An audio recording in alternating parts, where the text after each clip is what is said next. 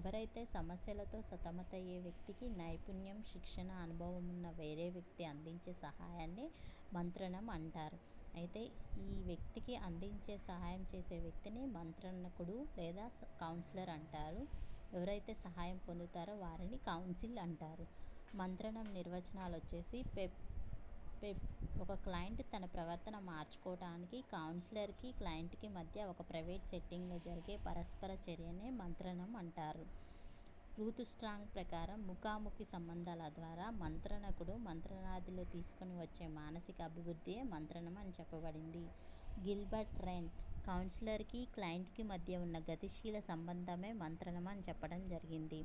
బర్గ్స్ and స్టైఫర్ కౌన్సిలర్‌కి, కౌన్సిల్‌కి మధ్య ఉన్న వృత్తిపరమైన సంబంధమే మంత్రణం అని చెప్పబడింది.